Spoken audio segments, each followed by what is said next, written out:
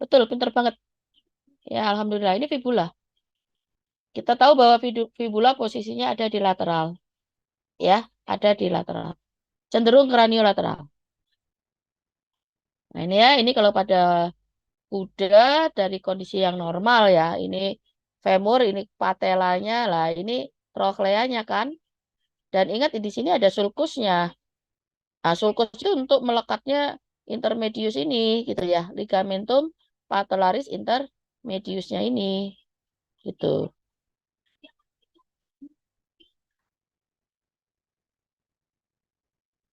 Nah, pada anjing ya, pada anjing itu karena kita tahu tadi bahwa pada anjing itu kan ligamentum patellarnya kan single ya, tidak terbagi lateral, intermedius dan medial kan.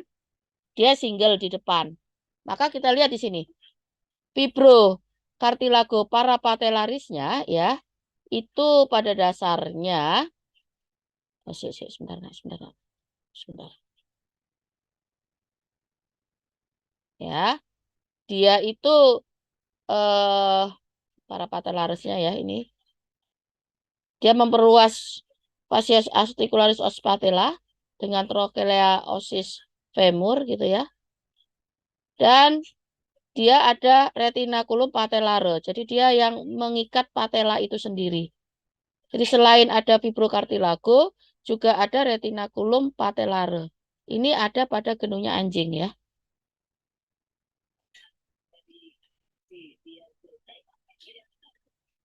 Ini anjing apa bukan ya skema ini? Bukan, Karena karena ligamentum parapatellaranya ada 3. ligamentum patellare. Ya, ligamentum Nah, patellaranya. ada 3. Ya, betul. Ini ada ligamentum meniscofemoralis. Jadi dari namanya ya menisco ya berarti dari meniscus ya. Ya, jadi dia dari meniscus lateral hingga fossa intercondyloidea os femur. Sedangkan menisco tibialis cranialis ya, itu dia dari sisi cranial meniscus dengan area intercondyloidea cranial. Masih ingat intercondyloidea yang menjulang Ya, ya? spina, Ya, tibial, yang menjulang di spina. tengah-tengah ya. Oke, pinter.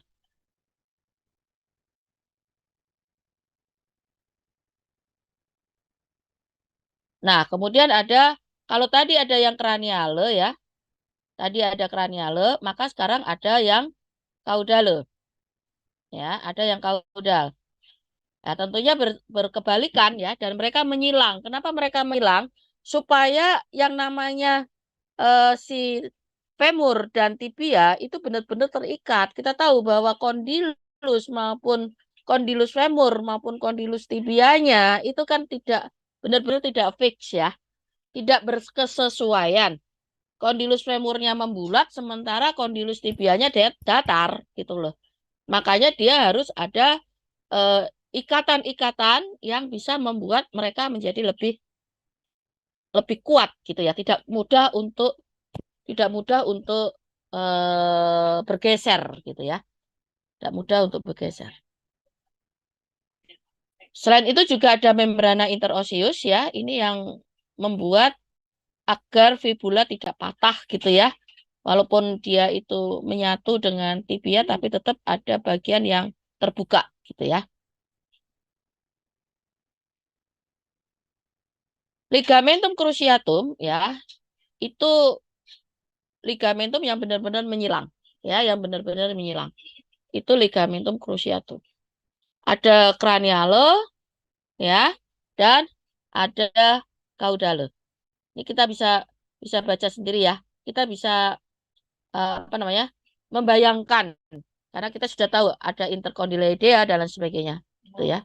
Nah, inilah yang sering sekali mengalami masalah pada anjing. Sekali lagi, kenapa kok saya pada anjing? Karena klien kita kalau di kota lebih banyak anjing. Dan biasanya kalau pada hewan besar, jarang sekali mengalami proses-proses kelainan seperti ini, kecuali fraktur. Ya, tapi kalau kuda mungkin terjadi. Karena kuda bisa kuda pacu ya. Ini adalah ligamentum genukularis transversarium ya, di mana dia itu menghubungkan antara meniskus kranial ya, lateral maupun medial. Ya, ya, sebentar Mas. Ya, ini kalian bisa lihat ya, kondisinya seperti ini ya. Ini pada lutut genu dari anjing, ya, genu dari anjing. Tindakan atrosintesisnya bisa dilakukan sama dilakukan untuk mencapai bursa sinovial dan yang dilakukan ini justru pada bursa patellaris gitu ya.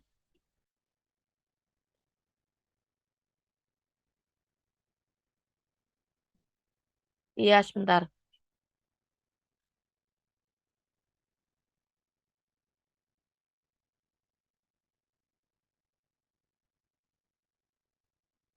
Kok nggak mau nih? Sebentar. Kok munyer? Di tempat saya munyer terus. Nggak mau pindah.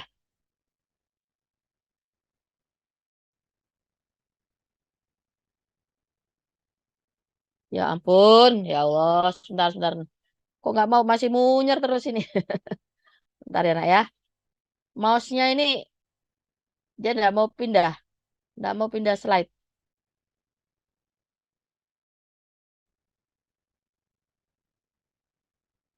Kira-kira kalau pada sapi bisa nggak ya kita ngambil atrosentesis ini? Nggak bisa, Dok. Oh, Allahu Akbar nak. Ternyata slide terakhir. Slide terakhir nggak mau buka. Nggak bisa ya? Ya, betul. Jadi pada hewan besar memang agak sulit ya kalau dilakukan atrosentesis pada area genu. Oke, sampai di sini ada yang ingin ditanyakan, nak? Ada yang ingin ditanyakan? Oh, permisi dokter, saya izin bertanya. Ya, Graciela. Oh, bukan dokter Eka Rizky. Siapa? Eka Siapa Rizky, yang dok. bertanya? Oh, Eka Eka Rizky. Rizky. Ya, monggo, Iya. monggo Eka. Saya Eka tadi, Rizky. iya, Hmm. saya tadi menotis yang penyakit apa yang diambil bursa cairan bursa sinovialnya pakai jarum. Nah, itu untuk tujuannya sendiri itu apa dokter? Saya dari tadi bertanya-tanya. Ya, tadi kan sudah disampaikan ya. Yang pertama itu digunakan untuk mengetahui ada infeksi apa enggak di situ. Karena ingat, cairan sinovial itu sangat disukai oleh bakteri. Bisa jadi di situ ada artritis. Ya. Yang kedua, diambil untuk melihat mungkin di situ ada kanker tulang. Karena apa? Karena sekali lagi pada area persendian itu banyak sekali dijumpai cairan limfe, getah bening. Nah, di situ banyak sekali kita jumpai sel-sel darah putih. Yang ketiga, yang utama itu bisa eh, kalau ada artritis atau ada masalah dengan kesehatan, itu bisa digunakan untuk memasukkan obat antibiotik. Dan yang terpenting, yang paling sering dilakukan itu untuk anestesi, nak. Ya, untuk anestesi yang ditujukan pada bagian bawah dari persendian-persendian tadi. Itu bisa dilakukan di situ. Karena biasanya area-area dari bursa sinovial yang dilakukan atrosentesis ini itu biasanya bersebelahan dengan pembuluh saraf besar. Itu biasanya. Ya, Eka? Baik, dokter, terima kasih. Oke, Jadi, sama-sama. izin bertanya lagi, izin memastikan lagi. Jadi, Ye, dari cairan busa sinovial itu bisa nyambung ke syaraf dokter.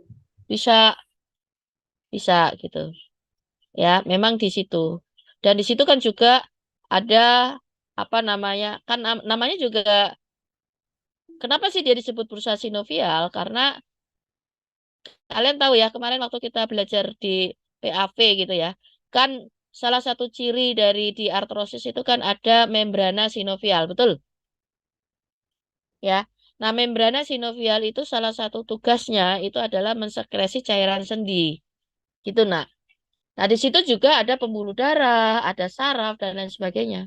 Sehingga nanti bisa eh sesuai dengan tujuannya kemana itu bisa tercapai dari bursa bursa. Tapi ya itu tadi eh jarang digunakan gitu ya, jarang digunakan. Tapi bagaimanapun juga kalian harus tahu ya, bagaimanapun juga kalian harus tahu karena di situ ilmu kalian di situ. Ya, ada lagi? Permisi bertanya. Yuk, Graciela. Ini benar Graciela. Saya boleh izin bertanya, apa kalau ligamentum menyilang itu kira-kira gambarannya gimana ya, Dok? Apakah dia menyilang tuh maksudnya kayak dari kranial ke kaudal atau maksudnya gimana, Dok? Terima kasih. Dari anterior ya. Kita misal cruciatum toh yang Mbak maksud? Ligamentum cruciatum toh? Eh, benar, dan tadi ada juga yang menyilang itu yang Oblik, ligamen interosseous oblik. ya Kalau di interosseous sana. oblik itu sederhana ya pola berpikirnya ya. Nah, kalau yang cruciatum itu, nak, bayangkan tibiamu yang di bagian bawah, ya. Condylus tibia di bagian bawah, condylus femur di bagian atas. Maka kalau cruciatum cranial itu dari anterior, ya, dari anterior, kranio anterior, naik ke caudo posterior. Jadi nyilangnya itu ya benar-benar nyilang dari depan ke belakang dan dari kranial ke kaudal. Ngerti ya? Itu. Jadi dia memang benar-benar menyilang. Bukan berarti menyilang itu dari anterior, bawah ventral, proksimal gitu aja. Enggak. Ya, gitu. Ngerti ya, Graciela ya? Oke, baik. Baik, baik, Dok. Terima kasih Ya, ya. sama-sama. Yuk, monggo, silakan. Ya, saya lihat anu kalian ya.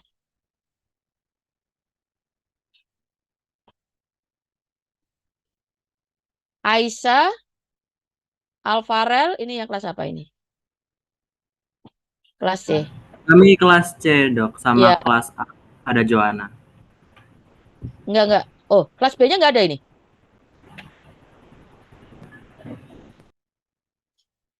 Kelas B enggak ada. Ada kan?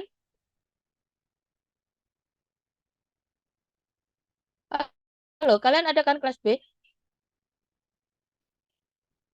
Nih, Ada, Dokter. Aisyah, Alfarel, Vines, Isni, Khairani. Hadir. Siapa itu yang hadir? Itu nanti hadir, Dokter. Khairani hadir. Alvarel hadir, Dokter, dan Aisyah juga. Ini kami Zoom bersama. Oh ya, Aisyah. Kenapa nggak bisa absen? Alfarel, Vines, Isni, Rahma Aulia, Wildan. Hadir Dr. Wildan.